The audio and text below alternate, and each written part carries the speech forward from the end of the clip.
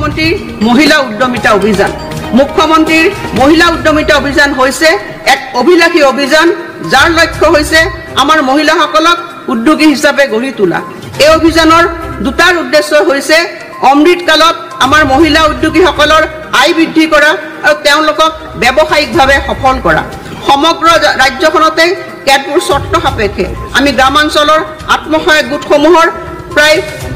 39,67,743 গৰাকী মহিলা সদস্যলৈ গাই প্ৰতি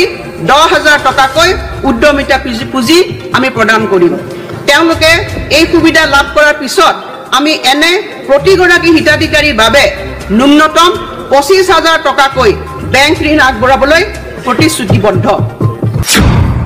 আত্মসহায়ক গোটৰ 10,000 টকা দিয়াৰ তাৰিখ ঘোষণা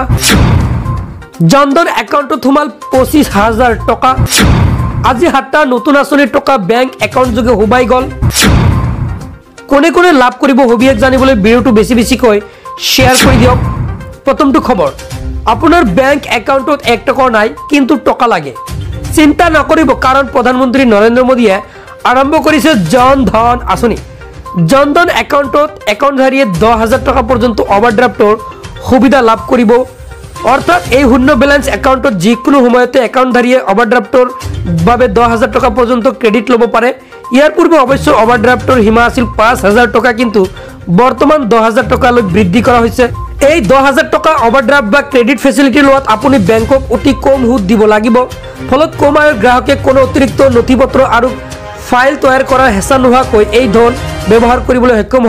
হয় যদি আপুনি 10,000 টকা পাব বিচাৰিছে তেন্তে আজি এই জনধন একাউণ্ট খুলি ৰাখি দিয়ক পৰৱৰ্তী খবৰ আধাৰ কাৰ্ড আৰু ৰেচন কাৰ্ড থাকিলে একাউণ্টত সোমাব 12,000 টকা কেন্দ্ৰীয় চৰকাৰৰ SBM আঁচনিৰ জৰিয়তে এই 12,000 টকা সোমাব যদি আপোনাৰ আধাৰ কাৰ্ড নাই তেন্তে ৰেচন কাৰ্ড দিলেও পাব এই 12,000 টকা কেন্দ্ৰীয় চৰকাৰৰ স্বচ্ছ ভাৰত অভিযান আৰম্ভণি কৰাৰ পিছৰে পৰা যিসমূহ গাঁও অঞ্চলৰ মানুহৰ ঘৰত চৰকাৰী পকী শৌচালয় নাই তেওঁলোকে যাতে এখনকৈ চৰকাৰী পকী শৌচালয় লাভ কৰে তাৰ বাবে গ্ৰামীণ টয়লেটৰ আবেদন কৰিবলৈ দিছিলে ইতিমধ্যে অসমৰ 1 লাখ মানুহৰ একাউণ্টত সোমাই দিলে 12,000 টকা যিসকলে টকা পোৱা নাই নিশ্চয় টকা পাব আৰু যদি আবেদন কৰা নাই এতিয়াই কৰি ৰাখি দিয়ক আপোনাৰ ৰেচন কাৰ্ড দিলে কিন্তু লাভ কৰিব এই টকা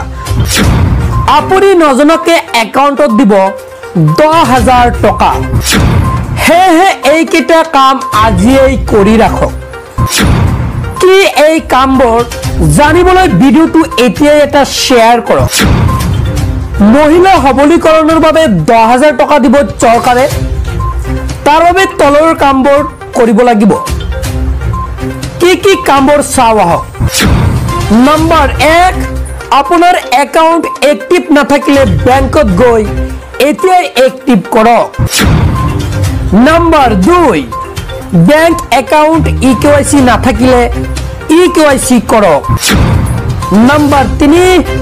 আধাৰ কাৰ্ড লিংক নাথাকিলে লিংক কৰক নম্বৰ 4 মেছেজ এলাৰ্ট লিংক নাথাকিলে লিংক কৰক এইকেইটা আপোনালোকে অতি শীঘ্ৰেই কৰক যদি আপুনি 10,000 টকা পাব বিচাৰিছে সকলো মহিলাই 10,000 কৈ টকা যিসকলে সাৰ্ভেত নিৰ্বাচিত হ'ব 10,000 কৈ টকা পাব ভাল কাম কৰিলে চৰকাৰে আকৌ 25,000 টকালৈকে দিব নমস্কাৰ হয় এই মুহূৰ্তত অসমবাসী ৰাইজক দিবলৈ লৈছো বিগ ব্ৰেকিং নিউজ কিয়নো লাখপতি বাইদেউ আৰু ইছুমি কাৰ্ড থকা সকলৰ একাউণ্টত সোমাব টকা ভোগালী বিহুৰ পিছতে হাজাৰ হাজাৰ মহিলাই পাব লাখপতি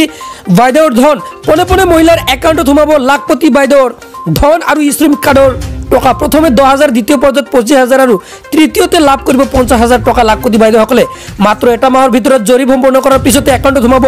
ধন মন্ত্ৰীৰ মন্তব্য শুনিলক প্ৰথমত শুনাই ল'ব বিচাৰিছো অহা কিছুদিনৰ ভিতৰতে আমি আমাৰ অসমৰ মহিলা আত্মসহায়ক গোটক প্ৰথমতে 10,000 পিছত 25,000 তাৰ পিছত 50,000 টকা দিয়াৰ বহুত ডাঙৰ আঁচনি আমি কেইদিনমানৰ ভিতৰতে দুমাহ এমাহৰ ভিতৰতে আৰম্ভ কৰিম ইনকুৱাৰী চলি আছে সাৰ্ভে কমপ্লিট হ'ব সকলো মহিলাই 10,000 কৈ টকা যিসকলে সাৰ্ভেত নিৰ্বাচিত হ'ব 10,000 কৈ টকা পাব ভাল কাম কৰিলে চৰকাৰে আকৌ 25,000 টকালৈকে দিব মই আশা কৰো যে আজি ইয়াত আমাৰ যিমান বাইদেউসকল উপস্থিত আছে তেওঁলোকেও যাতে নিজৰ পৰিশ্ৰমেৰে প্ৰথমতে লাখপতি হয় ক্ষেত্ৰত মহা লাখপতি হয় তাৰ বাবে মই আজি ইয়াত উপস্থিত থকা বাইদেউসকলকো অনুৰোধ কৰিম, হ'ব পাৰিবনে নাই লাখপতি? পৰৱৰ্তী খবৰ, আপোনাৰো আছে নেকি ই শ্ৰমিক কাৰ্ড? তেন্তে আপোনাৰ একাউণ্টত সোমাব টকা। হয়, অসমত প্ৰথমবাৰৰ বাবে ই শ্ৰম কাৰ্ড থকা সকলৰ একাউণ্টত সোমাই দিব টকা। হয়, অসমবাসীৰ বাবে আহি পৰিছে ভাল খবৰ। যদি আপোনাৰ ই শ্ৰমিক কাৰ্ড আছে তেন্তে আপুনিও লাভ কৰিব টকা। সেয়েহে ভিডিঅ'টো এতিয়া শ্বেয়াৰ কৰি দিয়ক জানিবলৈ। পকা মিস্ত্ৰী, কাঠ মিস্ত্ৰী, ৰং মিস্ত্ৰীৰ লগতে যোগালীসকলৰ বাবে ভাল খবৰ আহি পৰিছে। শীঘ্ৰে একাউণ্টত সোমাব ধন। নিৰ্মাণৰ ক্ষেত্ৰৰ সৈতে জড়িত শ্ৰমিকক চৰকাৰে প্ৰদান কৰিব ধন। ধন প্ৰদানৰ বাবে মুকলি হ'ল নিৰ্মাণ সখী পৰ্টেল। ধন প্ৰদান কৰিব হয়, শ্ৰমিকসকলে আবেদন কৰিব লাগিব এই পৰ্টেলত ধন পাবলৈ। কি প্ৰক্ৰিয়াৰে কৰিব পাৰিব আবেদনৰ বাবে কি নথিপত্ৰৰ প্ৰয়োজন হ'ব মই জনাই আছোঁ।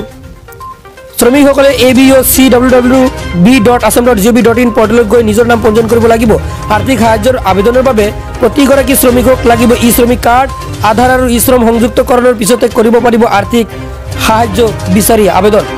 অধিক জানিবৰ বাবে যোগাযোগ কৰিব পাৰিব শ্ৰম বিষয়ৰ কাৰ্যালয় অথবা PFC আৰু অনলাইন যোগে আবেদন কৰিব পাৰিব। আৰু অনলাইনত কেনেকৈ আবেদন কৰিব লাগে নিশ্চয় ভিডিঅ'ৰ ডেছক্ৰিপশ্যন বক্সত ভিডিঅ'ৰ আছে, নাইবা ভিডিঅ'ৰ শেষত আহি থকা ভিডিঅ'টোত ক্লিক কৰি আপুনি আবেদন কৰি লওক। সম্পূৰ্ণ প্ৰচেছ দেখুৱাই দিয়া হৈছে। হয়, নিশ্চয় ই শ্ৰমিক কাৰ্ড থাকিলে ভিডিঅ'টো শ্বেয়াৰ কৰি দিব আৰু চেনেলটো যদি ছাবস্ক্ৰাইব কৰে চেনেলটো ছাবস্ক্ৰাইব কৰি ৰাখিব। যদি ফেচবুকত চাই আছে পেজটো ফ'ল' কৰি ৰাখিব। চ' আজিলৈ ইমানেই।